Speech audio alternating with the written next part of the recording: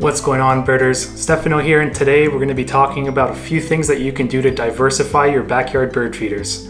This is the first episode in a new series that I'll be doing, encompassing bird watching, photography, videography about birds in your backyard. So if that's something that interests you, definitely subscribe down below for more videos.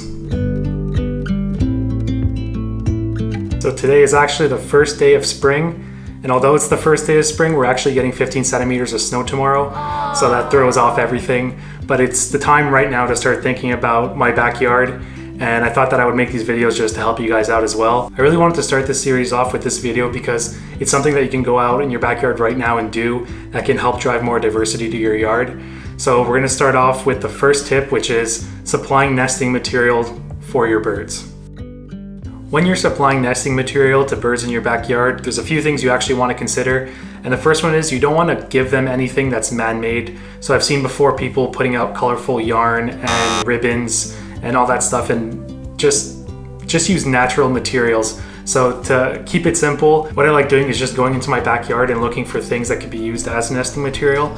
So any natural products like twigs, leaves, bark, grasses, hay, anything like that that might be removed from your yard. So if you mow your lawn or if you prune a tree, you might just take those branches and throw them out. But instead of doing that, you can actually bundle them up and put them at your feeders to attract more species. So I like to keep it simple. I don't want to overcomplicate things.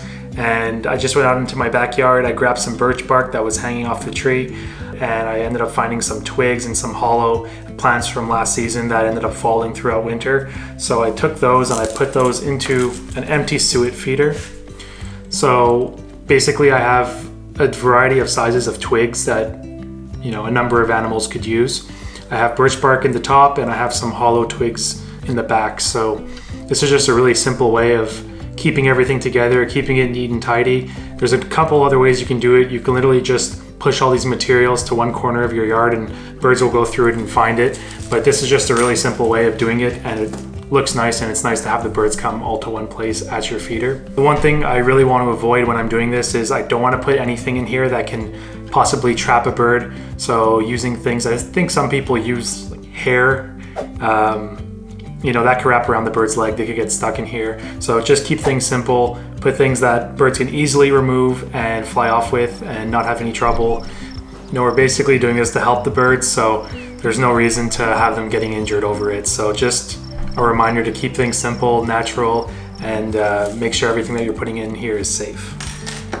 Tip number 2 is to diversify the foods that you're giving the birds. So if you're just giving them black sunflower seed, there's only a narrow spectrum of birds that will actually eat that seed. But once you start diversifying and giving them other options, then you're starting to get a higher diversity of birds in your yard. So what I like to do is offer fresh fruit, even dried fruit. I take cranberries and raisins and soak them in warm water, so that'll soften them up and introduce a bit of water into them, so it's easier for the birds to eat. You just don't want to get the brands that add extra sugar into the raisins. Just having them naturally dried is a good thing. And mealworms are especially effective, especially during nesting season, because most birds want high protein foods to give to their young. So that's a really effective way to actually get more species into your yard.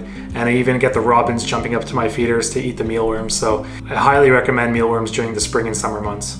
Tip number 3 is offering grit next to your food. So if you have any hard seed, it takes a lot for a bird to actually digest that. And they often swallow little pebbles and crushed shells to help them digest these really tough seeds. So what I like to do is just put a small bowl of this nearby. If they need it, they'll use it. If they don't, they won't.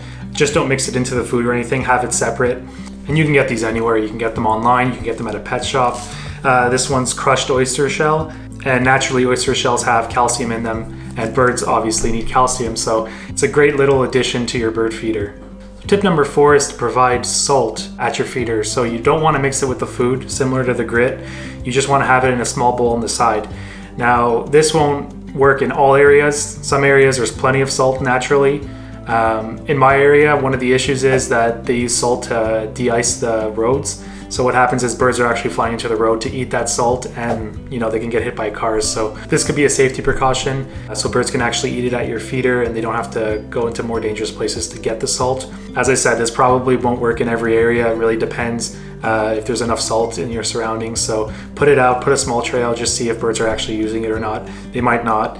and then you can remove it. Just make sure the bowl that you're putting it in has a little cover, so if it's raining, it doesn't wet all the salt, and then it just basically turns into salt water. So those are 4 tips that you can do right now to start driving in new birds to your yard. And I think the house sparrows have started to pick out their nest boxes, so if you want to help the house sparrows, you can start providing bedding material. Nobody wants to help house sparrows. I have many more videos coming up talking about different ways to get more species into your yard. And I think the backyard feeder is a good place to start because most people are feeding the birds. So I think just adding on to that is a good starting point. But we're going to be covering many more topics. So if you want to see more and you like the video, leave a like, subscribe, and I'll see you on the next one. Bye.